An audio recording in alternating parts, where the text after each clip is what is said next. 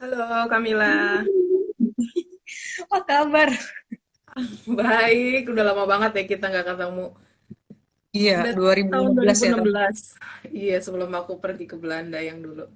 Oke, ini Hmm. udah jam 10. Kita mulai aja ya. Udah mulai masuk dan Oke. keluar nih penontonnya. Oke. Halo teman-teman, selamat datang di batch kedua dari LAC ID Tea Time Series. Kebetulan batch kedua dan seri pertama ini lumayan spesial karena hari ini sekaligus bertepatan dan merayakan Hari Sumpah Pemuda yang jatuh tanggal 28 Oktober hari ini. Nah, teman-teman, kalau yang sudah mengikuti seri kami dari batch sebelumnya, terima kasih dan selamat datang kembali. Mungkin Kamila juga udah mengikuti. Terima kasih sudah bersedia menjadi narasumber untuk series yang sekarang. Perkenalkan teman-teman, saya Widiana Seva, founder dan director dari LAC ID. Nah, di sini kita juga sudah kedatangan narasumber hari ini yang merupakan teman saya sendiri, satu angkatan dari Fakultas Hukum UI dulu.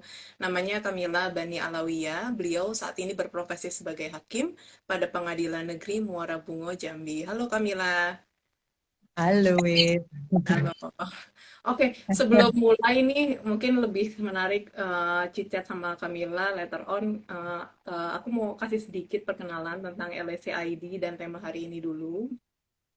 Kalau teman-teman ada yang mengikuti launching kita dari awal tahun ini, yang webinar bersama Profesor Adrian Bettner dan Profesor Sulis, yang beliau juga kebetulan merupakan Board of Supervisor dari LSCID ini, di situ kami menjelaskan bahwa LSCID merupakan sebuah asosiasi sosiolegal dan platform bagi praktisi dan scholar hukum muda Indonesia, di mana LSCID ini mau memperkenalkan socio-legal studies atau yang biasanya disebut Law and Society, di mana Sociolegal Studies ini kan merupakan salah satu pendekatan interdisipliner dalam melihat peristiwa hukum.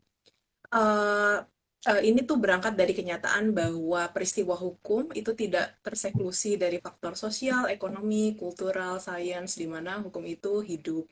Lebih khususnya, LSTID ini mau mempromosikan inklusivitas pada socio-legal studies, karena kalau teman-teman mungkin tahu socio-legal studies yang ada di Indonesia mungkin hanya membahas tema-tema tertentu saja kalau di Indonesia, tapi sebetulnya tema socio-legal studies itu sangat luas, mencakup hak asasi manusia, contohnya hukum pertanahan, hukum internasional, hukum bisnis, akses terhadap keadilan, bahkan hukum kontrak, dan lain-lain.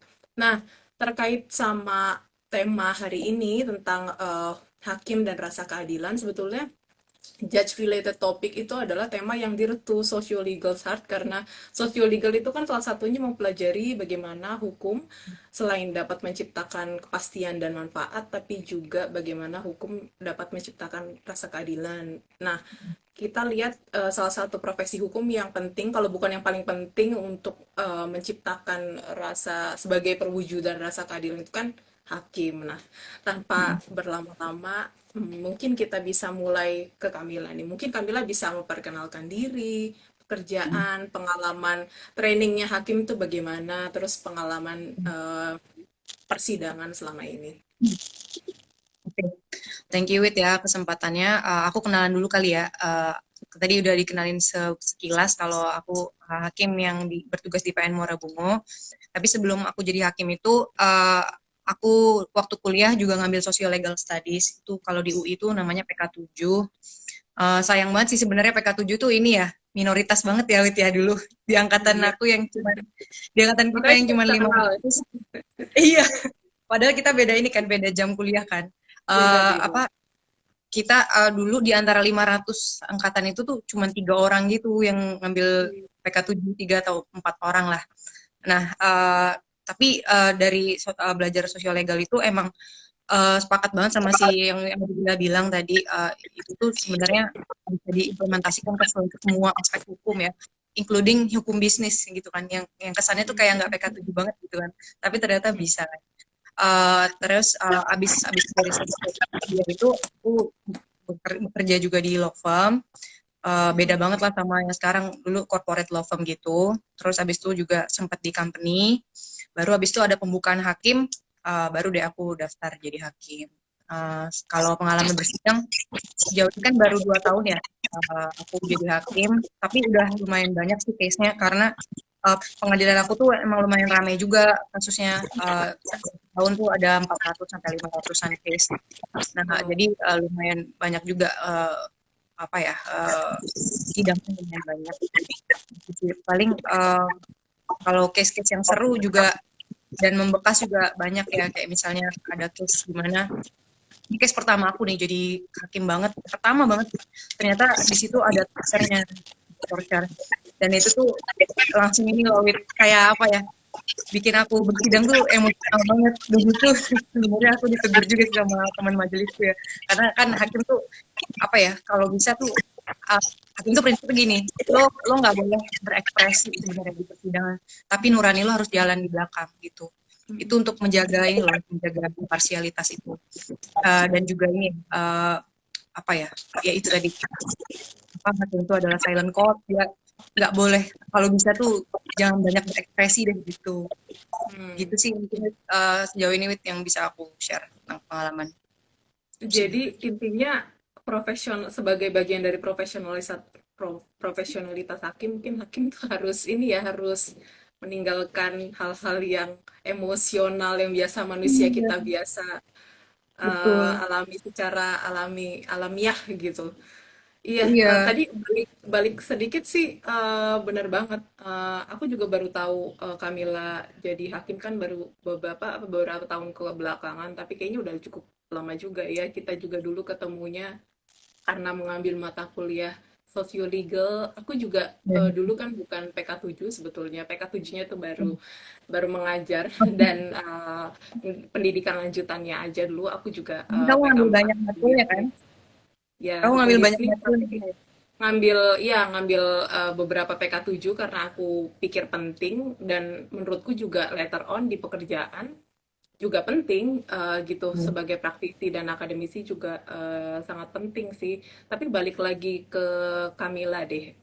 Sebetulnya nah hakim sendiri itu dari dulu sebetulnya salah satu profesi yang menurutku tuh luar biasa banget, tapi aku secara pribadi agak kurang, mungkin salah satu profesi yang kayaknya saya nggak bisa untuk jadi hakim karena berat gitu. Karena kelihatan dari secara formalnya aja hakim itu kan tugasnya untuk apa namanya perwujudan rasa keadilan selain hanya mengaplikasikan teks-teks tertulis aja. Nah, alasan Kamila sendiri memutuskan untuk mengikuti seleksi hakim atau untuk menjadi hakim itu apa ya? Oh iya, ini aku nggak bisa menafikan juga ya. Ayahku tuh hakim juga, Wit. Dan aku Oh, bener-bener oke. adore him gitu loh sebagai seorang ya. Nah, memang beliaulah yang banyak menginspirasi aku karena dia tuh tipikal orang yang apa ya, idealis garis keras gitu loh Wit. Dan dia tuh dari kecil tuh ngedidik aku untuk apa ya, dia cerita tentang kerjaannya sehari-hari, tentang gimana dia seriusnya bikin putusan sampai begadang gitu-gitu Wit. Dan banyak juga yang ganggu ini ya, integritas dia, sebenarnya banyak yang berupaya untuk apa, gue paham kan Wit ya maksudnya. Nah, tapi beliau tuh apa ya, tetap teguh gitu dengan pendiriannya, dengan mempercayai kalau Allah tuh bakal ngebales segala perbuatan kita dan segala perjuangan kita untuk menegakkan kebenaran tuh pasti akan Allah balas gitu loh. Nah itu sih jadi motivasi aku Wit, kenapa jadi pengen jadi hakim. Meskipun maksudnya itu pun kerjaan aku yang sebelumnya yang dua itu tuh emang aku pilih karena sekedar nungguin Oh, rekrutmen hakim gitu. Iya, karena kan 10 tahun tuh ininya apa nggak bukanya. Jadi niatan awalnya memang untuk apa ya, uh, untuk ngebantu orang lah, ngebantu orang untuk dapetin keadilan yang mereka deserve gitu, gitu sih. iya sih memang selain berat tapi juga memang kalau misalnya bisa jadi hakim yang benar dan lurus dan baik bisa menjalankan profesinya sangat apa dengan baik itu mungkin bisa jadi Iya, tempat aktivisme kita sendiri atau uh, untuk berkontribusi kepada masyarakat itu Charge-nya Mm, sangat besar banget.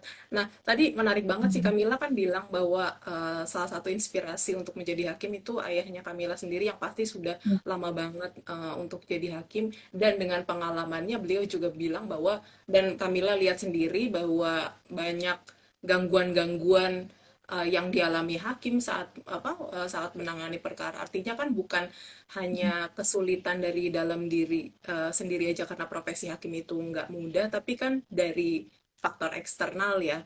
Itu juga iya, yang membuat profesi hakim mungkin quote and quote agak sedikit menakutkan ya buat buat apa iya. calon-calon calon mahasiswa calon sarjana hukum gitu yang mau memilih profesi hukum, salah satunya Mm, hakim. Nah, Kamila sendiri selama menjadi hakim ini pernah mengalami nggak hal-hal yang mm.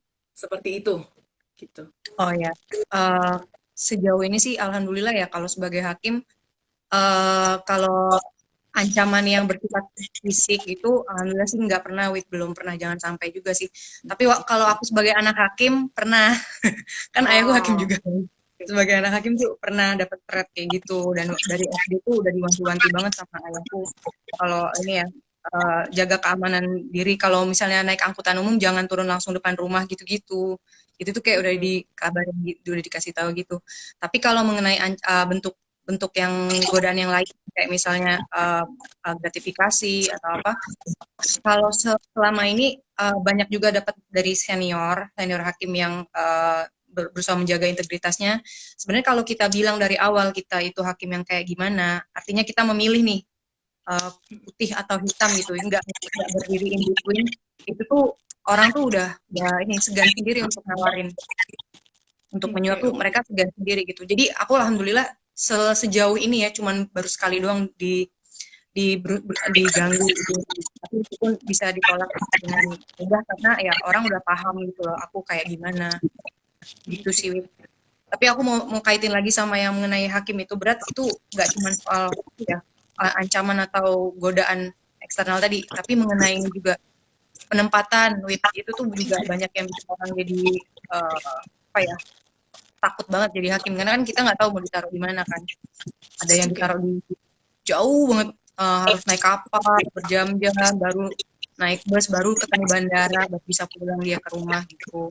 Itu juga sih yang beratnya hakim itu. Tapi kalau apa ya, enjoy-nya ya pasti ada juga, Wit. Nggak mungkin juga kan kita tuh lega gitu loh, Wit, kalau udah ngasih putusan yang bikin yang menurut kita adil tuh, itu kita rasanya plong banget dan itu kebahagiaan tersendiri sih buat aku, Wit. Iya, ya, nourishing ya, mentally nourishing juga Iya, jadi hakim iya kalau banget. namanya bisa Mm-mm. berhasil untuk lurus dan memutuskan secara adil gitu. Nah, Mm-mm. ya terkait sama yang gratifikasi macam-macam juga sebenarnya aku ada pengalaman juga waktu itu sempat wawancara salah satu wakil ketua pengadilan negeri di Jakarta, dan Mm. setelah wawancara itu kan kita biasa untuk ngasih apa namanya seperti souvenir atau buku atau sebagai tanda terima kasih kepada hakim, dan Mm. hakimnya juga bilang, oh kami nggak bisa nerima apa namanya hadiah yang lebih dari sekian ratus ribu kalau nggak salah. Nah itu Iya juga benar. kita akhirnya tahu bahwa sebetulnya ada pedoman-pedoman yang memang sama hakim itu nggak boleh di apa namanya nggak boleh Banggar. disimpangi gitu ya. Ya. Benar. Oke, yang kita tahu itu hakim harus independen, harus bebas dari gratifikasi, dan selain itu juga harus bersifat imparsial. Selain dari imparsialitas hakim, menurut Kamila nih ya, ini masuk ke apa namanya waktu hakim menangani perkara di persidangan. Sejauh mana sih faktor sosial, politik, dan kemasyarakatan itu berpengaruh pada pertimbangan hakim?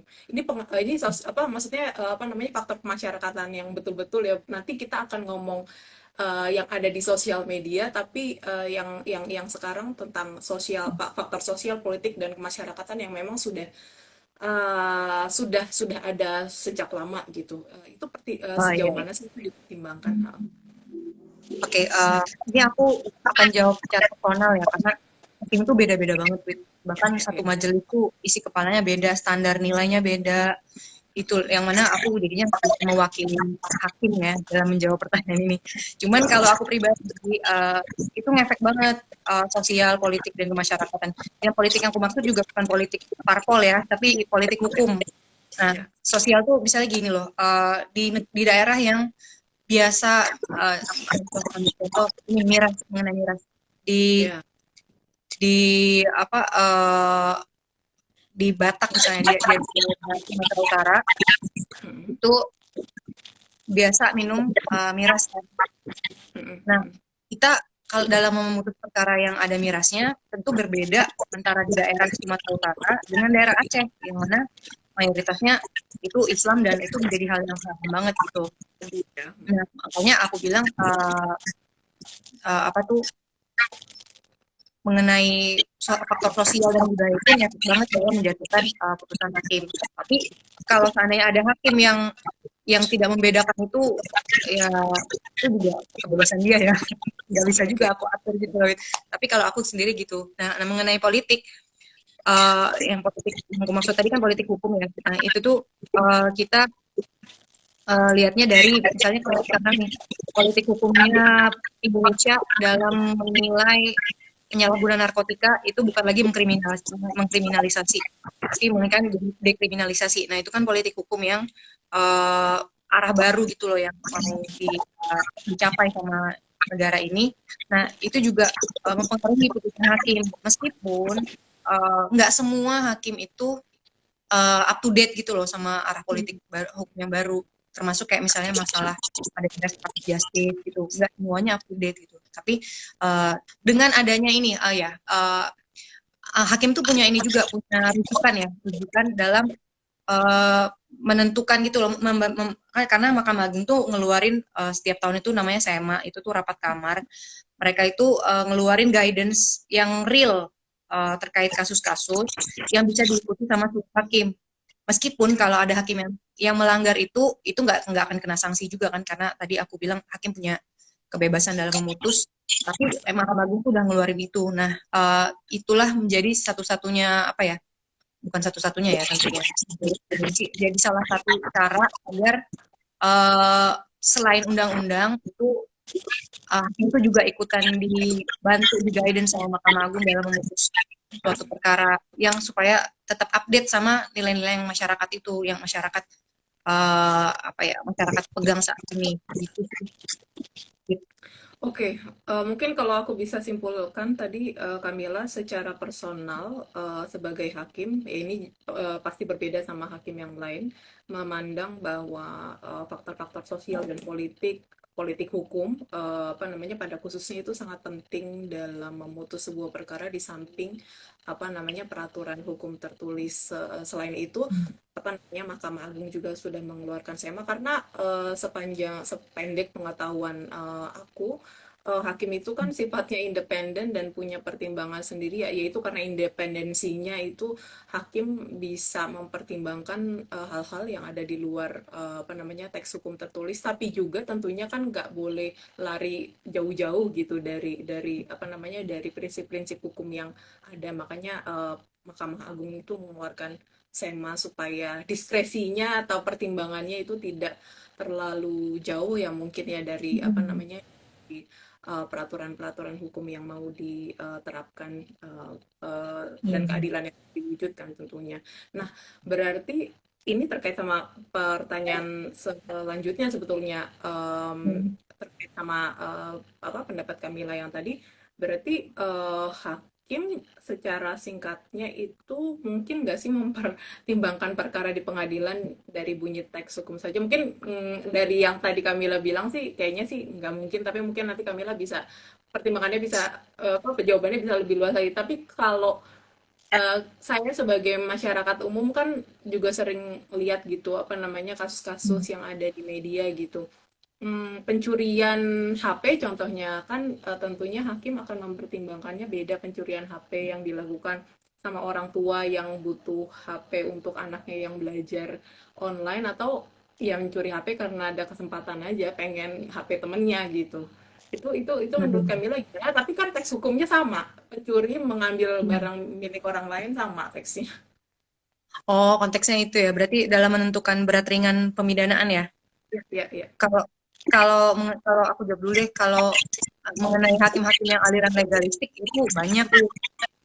Tapi aku yakin sih meskipun alirannya legalistik ya tetap pasti dalam menjatuhkan pemidanaan tuh banyak faktor yang dipertimbangkan ya. Kalau di RKUHP yang ada 11 hal yang harus dipertimbangkan hakim dalam memutus pidana itu nah itu ada guidance-nya lagi kan, kayak misalnya ini loh, mengenai motif dan tujuan, sikap batin pembuat tindak pidana, direncanakan atau tidak, terus riwayat hidup, keadaan sosial, ekonomi, residivisme atau tidak, pengaruh pemidanaan, juga pandangan masyarakat terhadap perbuatan tersebut, itu yang harus dipertimbangkan oleh hakim dalam menjatuhkan pemidanaan. Jadi kalau dikaitkan tadi, apakah ada hakim yang artinya maksudmu lebih ke kayak sama rata nggak sih?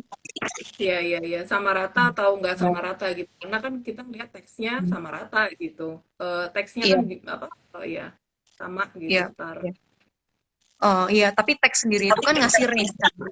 Misalnya kayak untuk pencurian maksimal dihukum 7 tahun gitu kan. Pencurian pemberatan berapa 9 tahun gitu, atau pencurian dengan kekerasan berapa lagi gitu loh. Nah, itu tuh range nggak mungkin juga sih mereka uh, ketok palu disama gitu. Menurutku sih hampir nggak mungkin ya. Pasti Oke, mereka oke. membedakan gitu. Meskipun untuk menjaga disparitas tetap ini ya, tetap harus diperhatikan hal-hal yang memberatkan apa, hal-hal yang meringankan apa. Nah, dari hal yang memberatkan dan meringankan itu lahirlah angka yang tidak terlalu jauh antara satu perkara dengan perkara lainnya gitu. Iya, iya, iya. Untuk menjaga presiden juga ya mungkin. Ya. Mm-mm. Oke, oke, oke.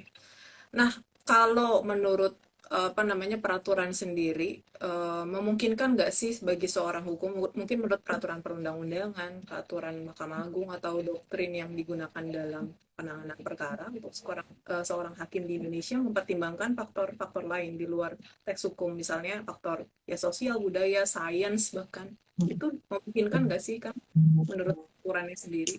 Iya, mungkin banget.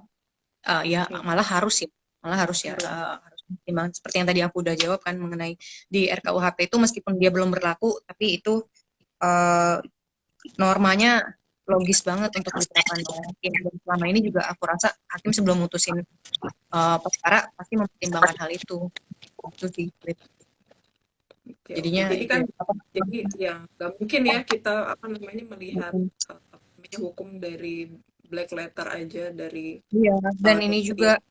Mm. ada apa ya, di Undang-Undang Kekuasaan Kehakiman tuh diatur juga mengenai hakim tuh harus menggali loh nilai-nilai yang ada di masyarakat. Jadi di mana ya, di pasal 5 Undang-Undang Kekuasaan Kehakiman itu dibilangin kalau dalam mengadili itu harus menggali nilai-nilai yang hidup di masyarakat. Terus juga bahkan kalau misalnya kalau nggak ada hukumnya, hakim yang harus menemukan hukum untuk diterapkan di kasus tersebut gitu. Ini teman-teman aku pada join buat ngecengin Nggak doang. apa-apa. Ya sama-sama belajar kita. Nah, berarti dengan kata lain, tadi meskipun Kamila awalnya bilang ada beberapa hakim yang memang agak kurang update, tapi dengan apa namanya, dengan keharusan hakim itu menggali nilai-nilai yang ada di masyarakat, seharusnya Hmm, memang hakim itu update ya.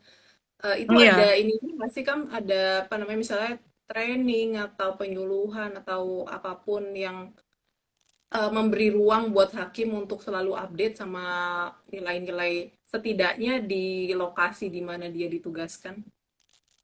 Oh ya, ada Wit, tapi aku ngerasa sih sebenarnya kurang banyak ya.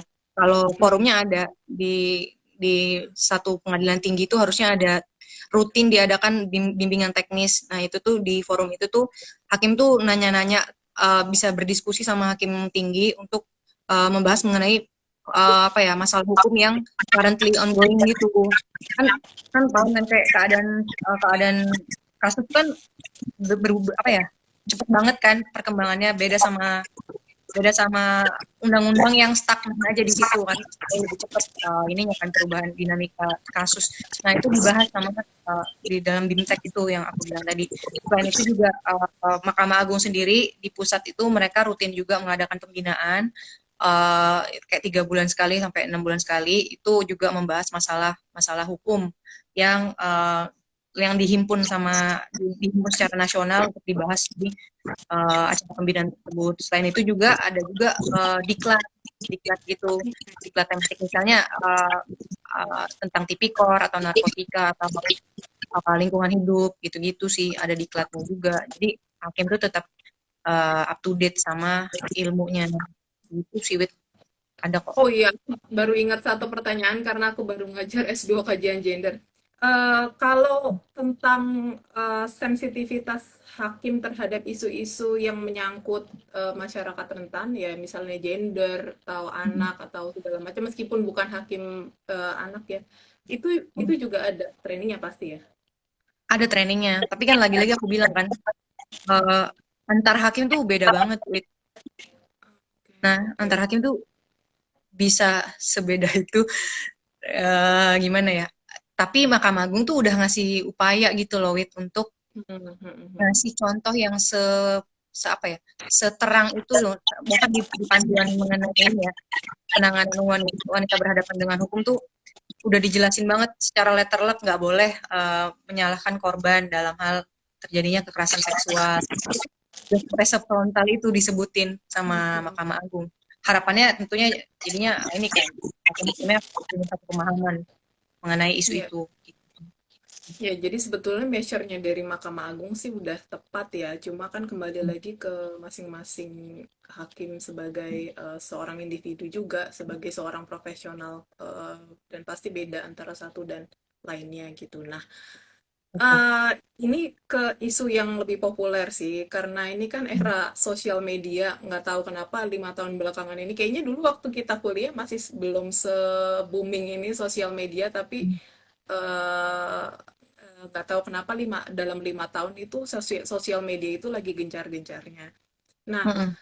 kalau menurut Kamila sendiri, kan hakim juga manusia mungkin nih yang setiap pagi update ngeliat berita di sosial media atau punya akun sosial media. Kalau etika seorang hakim di era keterbukaan sosial media itu gimana?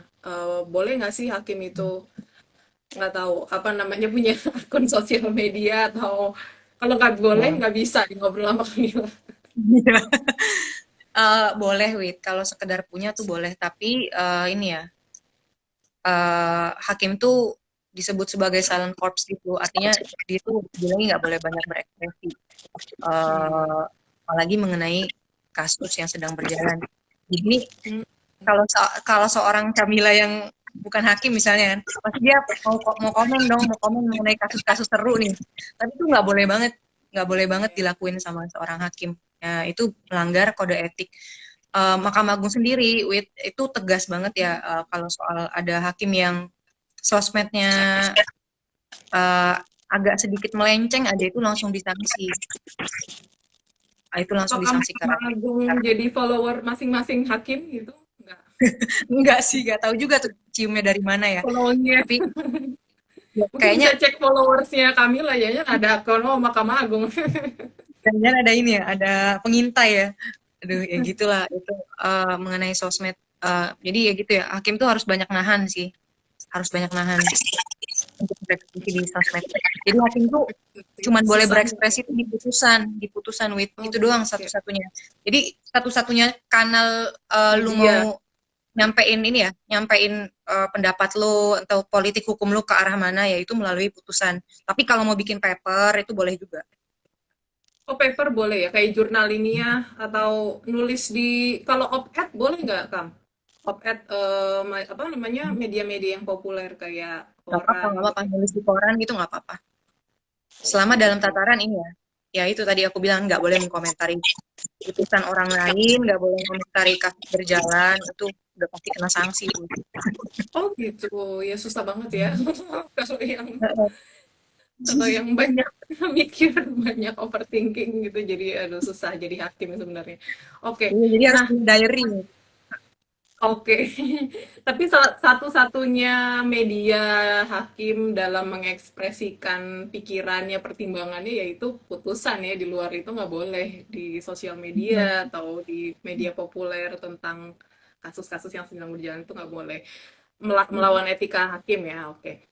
Kode Nah, etik. tapi kalau ngelihat-lihat isi sosial media tuh, apa, atau ngelihat bahkan media massa populer gitu, itu kan ada kalanya membiaskan pertimbangan hakim sebagai seorang personal gitu ya, sebagai manusia biasa aja kalau ngelihat-lihat berita, kok begini ya, kok arahnya begini, oh jangan-jangan bener ya kayak gini. Itu kan berita sekarang tuh kan sangat arahnya tuh kan sangat sangat sangat sangat nggak bisa ketebak direksinya kemana gitu, dan satu direksi mungkin bisa membiaskan kita sebagai manusia. Nah, kalau sebagai Hmm. hakim, ada kemungkinan nggak sih sebetulnya bias itu mempengaruhi pertimbangan hakim dalam mempengaruhi sebuah perkara? Iya, aku percaya sih, percaya itu bisa bikin bias tuh. Ya, banyak kasus di mana ini kan ketika Mm-mm. viral atau ada tekanan dari masyarakat itu uh, putusannya jadi berbeda kayak biasanya itu aku percaya sih itu bisa bikin bias. Cuman lagi-lagi ya sebagai hakim sendiri yang harus dijaga tuh ini loh apa ya kompas moral kita Oke. dari uh, kalau kompas moral kita udah bisa dijaga dan terjaga, insya Allah tuh mau baca apapun selama kita apa ya punya kompas moral yang baik yaitu insya Allah nggak akan ini ya nggak akan melenceng juga dari putusan yang semestinya gitu. Gitu sih. Oke, oke, oke. Ya karena kan sebetulnya banyak kasus di Indonesia itu yang yang menyedot perhatian masyarakat umum lebih dari kasus lainnya dalam beberapa tahun ini aja. Dalam sekarang juga ada sebuah kasus yang benar-benar udah kayak sinetron kan, di siarannya secara live streaming segala macem Aduh, aku kayak gatel gitu. nih, tapi harus tahan.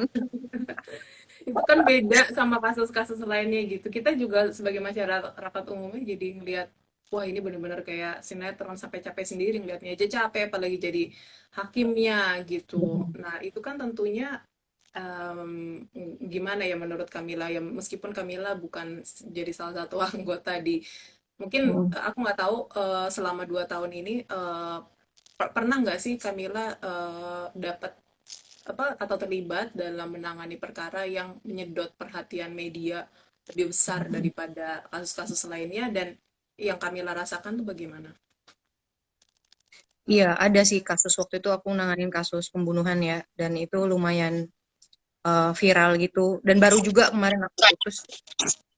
Alhamdulillah ya, Wit ya, meskipun itu viral atau apa, pasti kan kalau kasus pembunuhan, paham kan, Wit, arahnya tuh masyarakat tuh maunya mati, mati, mati aja gitu kan, mati aja, Iya, mati. Itu kalau kita udah punya stand tertentu, sekeras apapun ini ya, media berusaha untuk menyetir hakim itu, insya Allah nggak ini sih, nggak goyah.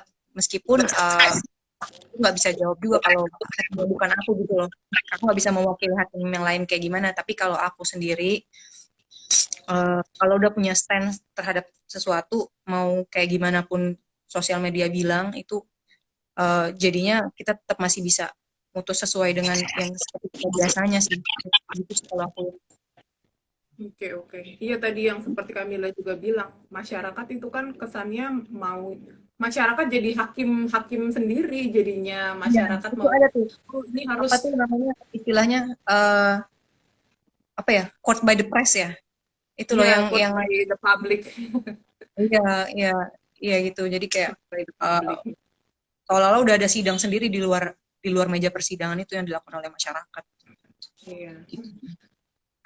Dari fakta kayak gitu kan, ini kan jadi kayak ada apa namanya, kalau kasus-kasus yang menarik perhatian publik lebih kan itu seperti ada sidang sendiri di luar, dan sidang sendiri di luar tuh masyarakat maunya ini loh putusannya yang sesuai sama maunya kita tuh, contohnya misalnya pembunuhan maunya hukuman mati mati mati mati aja gitu, begitu putusan hakim yang nggak sesuai sama yang dimaui sama masyarakat, mungkin masyarakat yang vokal gitu, masyarakat yang apa namanya yang ngikutin kasus itu terus dan punya pertimbangan sendiri, itu kecewa gitu, apa namanya, kalau hakim tidak memutus sesuai dengan apa namanya Mereka maunya inginkan. gitu. Hmm. Nah, Hmm. Tapi tadi kan kita di awal ngomongin tentang rasa keadilan masyarakat, di mana faktor sosial, budaya, macam-macam itu kan dipandang penting. Tapi penting juga kita melihat bahwa sekarang tuh di era keterbukaan sosial media tuh ada perbedaan loh antara nilai-nilai yang ada di masyarakat yang sebetulnya atau gambaran yang ada di sosial media yang sekilas terlihat sebagai ekspresi pendapat masyarakat, namun sebetulnya bisa juga cuma buzzer aja gitu. Nah, apa sih menurut Kamila bagaimana sih caranya hakim itu membedakan rasa keadilan di masyarakat yang sebetulnya atau memang buzzer sosial media aja nih, cuma buzzing orang, bukan buzzer tapi mungkin buzzing karena lagi hype aja di sosial media, itu kan kayaknya dua hal yang berbeda dan harus dibedakan ya. Ya, Hmm. ya gitu. Mengenai itu ya, Wit. Hakim tuh dalam memutus tuh kan harus punya kejernihan pikiran kan, Wit. Dan aku sendiri pun dikasih amalan doa gitu, Wit, sama Hmm. orang soleh gitu, supaya gimana Allah tuh bisa kasih pikiran yang jernih dalam memutus suatu perkara. Karena kalau misalnya nggak jernih itu jadi kacau dong putusannya kan. Nah, doanya itu salah satunya bilang gini, ya Allah, tunjukkanlah mana yang benar, mana yang salah.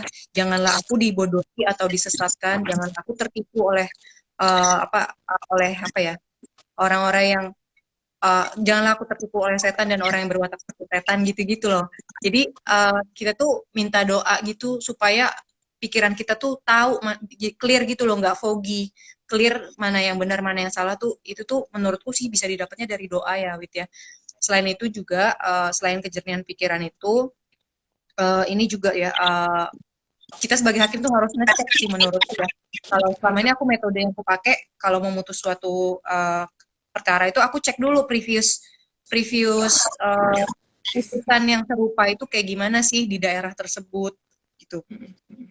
Meskipun ya ini nggak bisa disamaratain juga ya, Wit, kayak misalnya gini loh, kayak misalnya ternyata di satu daerah itu pencabulan anak putusannya rendah-rendah gitu kan.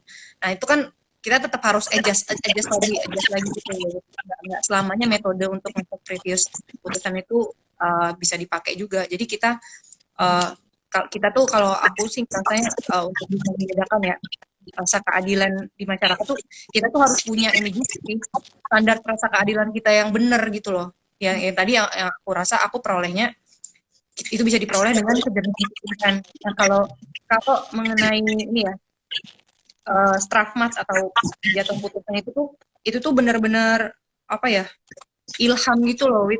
Aku dulu dari sebelum jadi hakim ya, aku tuh bingung loh nanya-nanya gimana sih hakim nih mutus kok keluar angka segini, kok keluar angka segini gitu. Tapi ternyata pas udah jadi hakim tuh itu tuh keluar sendiri sih ininya, apa ya, feeling untuk Insting ya. ini pantasnya segini nih, ini pantasnya segini gitu. Dan makin makin lama Jadi makin lama berkarir tuh jadi kita jadi punya standar sendiri, yaitu kasus-kasus kita sebelumnya yang serupa gitu sih, Wit. Makanya tadi aku bilang ya, intinya kalau untuk membedakan antara rasa keadilan masyarakat sama yang fake, itu hakimnya sih yang harus punya kompas moral yang benar, dan kompas moral tuh harus dijaga. Karena kalau sekalinya kompas moral itu rusak, itu udah susah di relay ke depannya. Gitu, Wit. oke, oke. Nangkep Oke, nggak maksudnya? menarik banget ya. Kejernihan pikiran itu ya penting, dan salah satunya apa namanya, berpatokan sama nilai-nilai keadilan pribadi juga kan, juga kita punya Hmm. naluri sebagai pribadi juga, dan apa namanya, ya pengalaman dan apa namanya, kacamata kita terhadap apa yang benar dan salah, nurani itu penting juga ya untuk membedakan Hmm. antara mana sih yang benar atau apa yang apa namanya hanya buzzer di sosial media aja. Itu menurutku penting banget sih sebagai hakim, Iya. apa kejernihan pikiran itu. Nah, oke, final remarks untuk teman-teman atau mahasiswa-mahasiswa hukum yang berniat menjadi hakim, atau yang sudah lulus, yang juga seperti Kamila itu nunggu di masa mendatang mungkin berencana untuk menjadi hakim. Pesannya apa nih, final remarks dari Kamila? Oh ya, kalau aku ya, eh, kalau memang ada kawan-kawan kita yang mau jadi hakim, tuntutlah ilmu ya di masa kuliah. sebanyak mungkin. Kalau memang beneran bertujuan untuk jadi hakim tuh belajar semua. Jangan cuma satu bidang aja gitu, jangan cuma pidana doang atau perdata doang, karena nanti pas jadi hakim tuh harus paham semuanya kan. Kayak aku nih belajar banget nih pas jadi hakim, pas udah jadi hakim mengenai tanah, itu agak keteteran gitu. Tapi tiba-tiba megang kasus tanah banyak gitu kan, brek gitu. Waduh, ini baru belajar lagi dari nol lagi gitu-gitu. Jadi kalau mau jadi hakim uh, itu ya, uh, kuasai semua bidang hukum sebisa mungkin ya. Terus juga apa ya, perbanyaklah ini apa ya, pengalaman kerja di bidang yang lain juga nggak apa-apa, karena kan tetap aja beda sama baca sama sama apa tuh, sama kerja langsung kan. Kayak dulu kan kita K7 juga sempat di magang kan, magang-magang di tempat-tempat tertentu kan, kayak LBH, kayak di pengadilan juga kita sempat. Nah, itu tuh bagus tuh untuk Iya. mempersiapkan diri sebagai hakim. Gitu sih, Wit. Sama jangan lupa ini ya, dijaga itu kompas moral. Kompas moral Iya. tuh bukan hal yang instan untuk didapat gitu loh. Itu harus dirawat. Karena kan kalau aku baca-baca mengenai otak ya, dia kan punya limbic system tuh.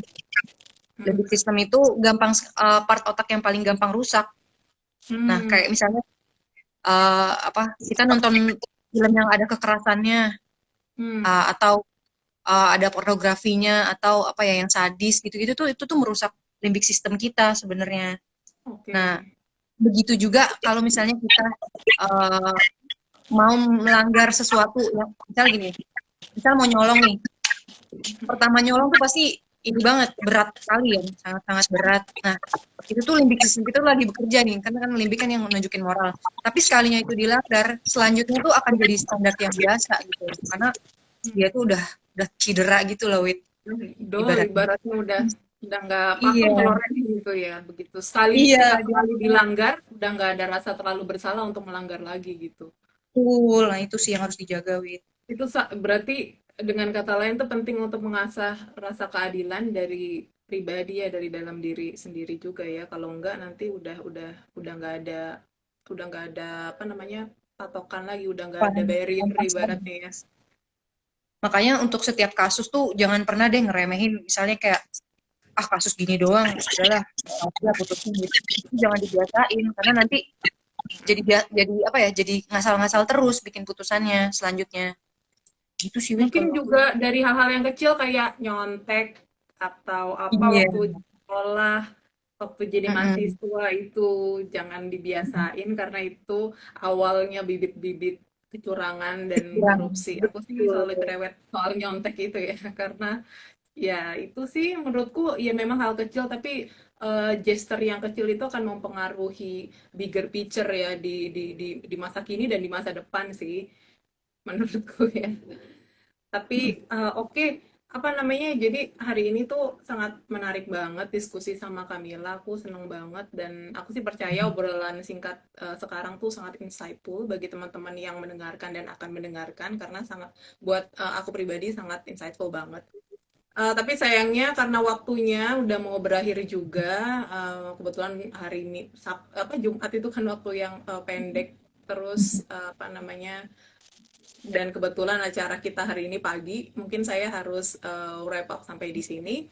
Akhir kata, memang teks hukum itu sangat penting dan sangat otoritatif dan pastinya jadi pedoman bagi hakim dalam negara yang berlandaskan oleh hukum ya, rule of law. Tapi tentunya keadaan tersebut juga tidak menjadikan hakim berperspektif black letter saja, teks hukum mati saja, tapi ada faktor-faktor lain yang relevan yang dipertimbangkan hakim demi memenuhi nilai keadilan dan masyarakat. Tentunya juga hakim harus mengasah rasa keadilannya dari mulai dari dalam diri sendiri juga dulu ya. Oke, terima kasih sekali lagi Kamila atas kesediaannya dan kehadirannya di acara pagi ini. Mudah-mudahan gak kapok-kapok.